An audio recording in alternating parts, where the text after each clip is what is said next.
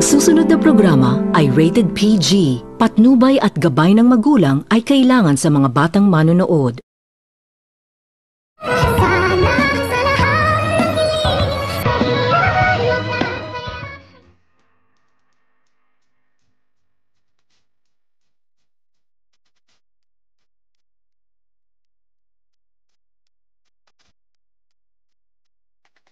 Pagkatapos nitong malaman ni Moira ang katotohanan na hindi lang itong si Justin ang pumunta sa Epix Medical Hospital at kasama pa umano nito ni Justin ang kanyang daddy na itong si Eric, kung kaya't agad naman din itong inalam ni Moira kung sino umano ang daddy ni Justin. At dito nang malaman na nito ni Moira sino ang daddy ni Justin ay agad naman din itong gumawa ng paraan itong si Moira upang makita at makausap ang daddy ni Justin. At dito agad nitong naisipan ni Moira na kailangan naman nitong mag-abang ni Moira sa Epix Medical Hospital upang makita at makilala umano nito ni Moira ang ama ni Justin. At dito hindi nga ito nagkamali itong si Moira dahil nalaman ni Moira na kasama umano ni Justin ang kanyang daddy at pumasok umano ito sa room ni Don Pipi, kung kaya't agad naman din itong inabangan ni Moira itong si Eric. At nang makalabas na itong si Eric ay agad nitong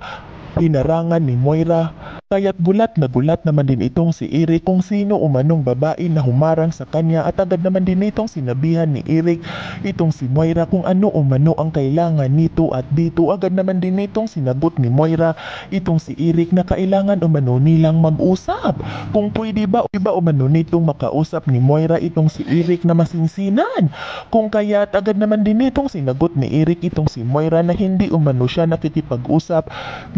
sa kahit sino kung hindi umano nito kakilala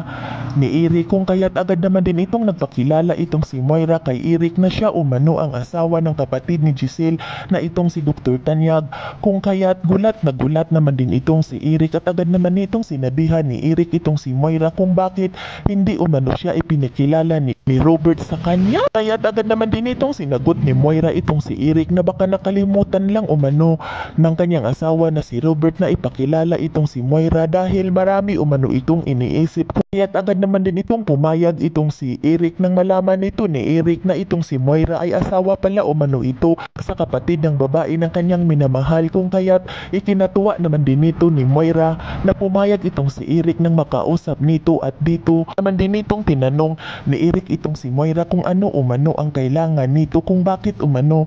nagpupursige itong si Moira na makausap umano nito ni Moira itong si Eric,